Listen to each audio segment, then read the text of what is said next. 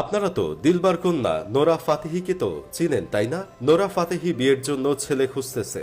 সম্প্রতি connect FM কানাডার সঙ্গে একটি সাক্ষাৎকারের সময় দিলবার কন্যা বলেছে, আমি এমন একজন মানুষকে খুঁজছি যে আল্লাহকে ভয় পায় এবং যার লালন পালন খুব ভালো হয়েছে, এরপরে অর্থ এবং আর্থিক স্থিতিশীলতা আসে। এখন আমার কথা হইল, যে ছেলে আল্লাহকে ভয় পায় সে ছেলে নিশ্চয়ই নোরা ফাতেহিকে বিয়ে করতে চাইবে না। নোরা ফাতেহির কোমর দোলানো আর মেঝেতে শুয়ে নিতম্ব নাড়ানো দেখে তো শয়তান হয়তো মনে মনে বলে, এ তো দেখছি আমার চেয়েও এক কাঠি উপরে।